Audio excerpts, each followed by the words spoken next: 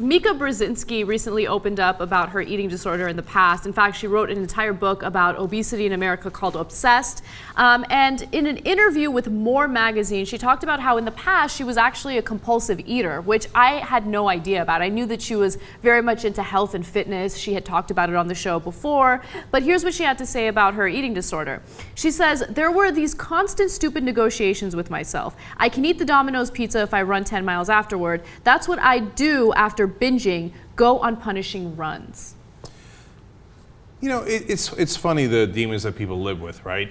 So one of the things that she was worried about is she comes from obviously a really well-established family. Her father worked in the Carter administration, national security advisor. He's a brilliant guy. And she says, look, I come from this brilliant family, so I was insecure about my intellect. Can I read that quote? Yeah. I thought it was very telling. She says, "It was too embarrassing," explaining why she didn't want to talk about it. "As the youngest in a brilliant family, I thought eating was something I could control, unlike what I felt was a lack of intellect."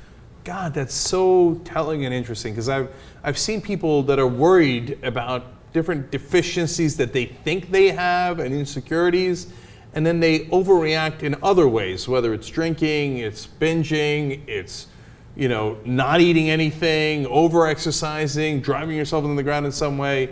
And insecurity is a hell of a thing, man.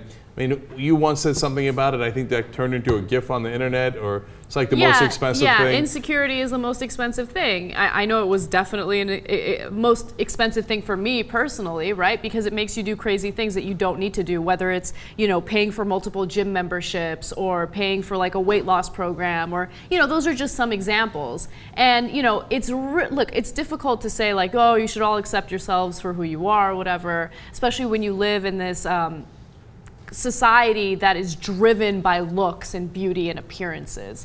But the reason why I found this story interesting and it really spoke to me is because her first quote about eating and then punishing yourself after is something that I can relate to. I mean, I wouldn't go run 10 miles, but I'm the kind of person where if I do indulge, I can't just indulge and just feel good about it. I feel guilty immediately. And I go to the gym and I do work out, and I work out as hard as I can, and then I go home and I feel a little better about it. And I think a lot of people do the same thing. Now, I don't binge at all. Mm-hmm. I'm not a binge eater, but I eat crappy food and I eat a consistent amount of it, right? And I feel guilty, like, I should work out, blah, blah. But my reaction isn't to run 10 miles. My reaction is to go, screw it, YOLO. Yeah. Okay, so, but I don't know if that's a security or insecurity thing, and I don't know if that. You are very secure with yourself. I mean, I'll never forget the stories that Steve told about you in school and how they would like run in circles around you and call you like fat and like horrible names like that. If people did that to me, I mean, I would be devastated. And honestly, like every once in a while, like if I do let myself go a little bit, I'll get comments like, "Is Anna preggers?" And that gets under my skin so much because I grew up dancing, doing ballet. So if I gained a little weight, I was immediately put on the spot for it. Mm-hmm. So it like reminds me of my childhood and all of that. I'm telling you, man, as a society, we're sick. We got to let it, just bring it down. I know it's so hard. It's so hard to do it, right? But just everything in moderation. It's not to say you should binge eat. That's not in moderation either. Like, screw it, I don't give a damn about anything, putting the kid aside. You shouldn't do that either.